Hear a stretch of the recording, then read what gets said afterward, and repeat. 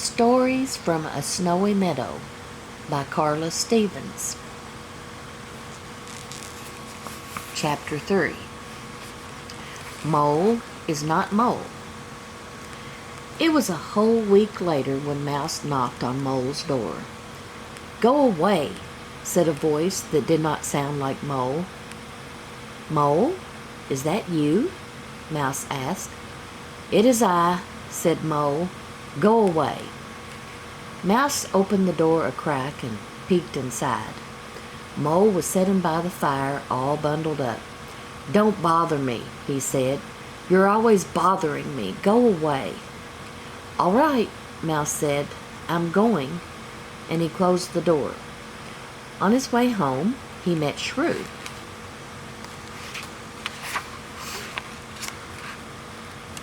"Something is wrong with Mole. He told me to go away." "He did?" asked Shrew. "That doesn't sound like Mole." "He said, 'You're always bothering me. Go away.'" "That's funny," said Shrew. "I think I'll go see him myself." Shrew went to Mole's house and knocked on the door. "What do you want?" asked a hoarse voice. "May I come in, Mole?" asked Shrew.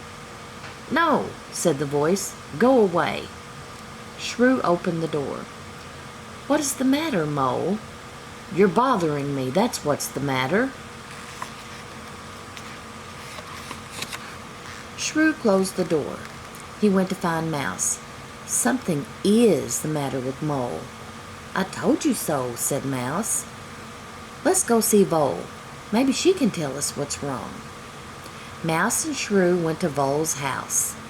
Vole was knitting by the fire. "Hello, Mouse." "Hello, Shrew. It's good to see you again. Did you come to hear another story?" "Not today, Vole," said Shrew. "We have a problem." "Goodness," said Vole. "This morning Mouse went to see Mole, and Mole told him to go away. Then I went to see Mole, and Mole said in this funny hoarse voice, 'You're bothering me. Go away.'" "Why, Mole reminds me of my very best friend," said Vole. "Let me tell you about something that happened a long time ago. This is a true story. When I was young, my very best friend lived next door. Her name was Mousie. One day Mousie and I decided to go on a picnic. I made the lunch, put it in a basket, and then went to Mousie's house. Mousie didn't seem very glad to see me. The first thing she said was, "I always have to carry everything. This time you carry the picnic basket." That's funny, I thought. I'm already carrying the basket. But I didn't say anything because Mousie was my very best friend. So we started off. We walked for a little while. Suddenly, Mousie stopped. She looked very cross. "You're walking too fast. You always walk too fast." I began to walk very, very slowly. Soon we reached a shady spot near a brook. "What a nice place for a picnic," I said. Mousie looked even more cross. "You always pick the place. It's my turn to pick the place."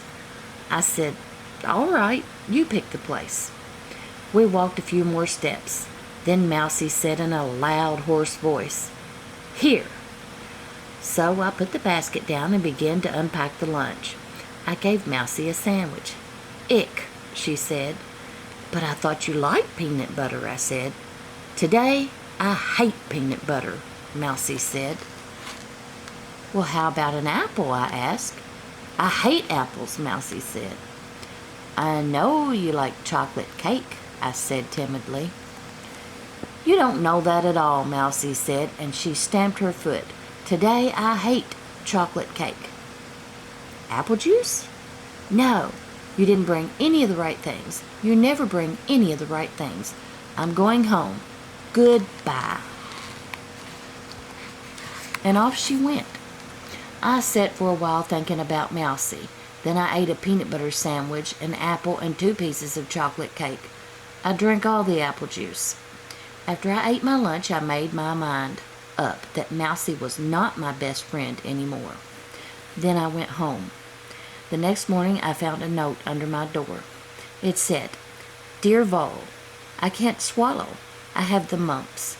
You will know when you are getting them because you will feel very, very cross. Your best friend Mousie. P.S.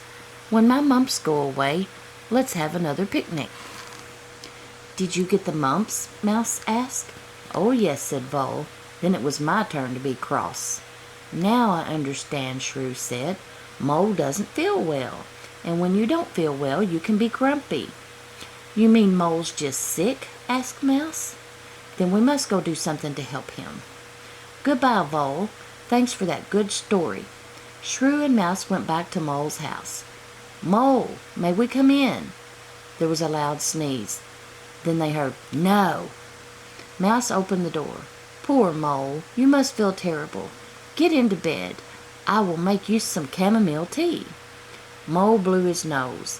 "Go away," he said weakly. "We'll go, but first we have things to do." Shrew straightened Mole's bed. Mouse made tea from chamomile leaves and gave Mole a cup. "I ache all over," said Mole, and he sneezed again. "Poor Mole. You'll feel better when you've had a nap," said Shrew. He helped Mole climb into bed. "We'll come back later and make supper for you." Mole pulled the covers way over his head. Mouse and Shrew looked at the lump on the bed and quietly closed the door. "Do you think he has the mumps?" asked Mouse. "I've never had the mumps." "Oh, no," said Shrew. "Mole has just had a bad cold. Let's go back and tell Vole that soon Mole will be back to his old self again."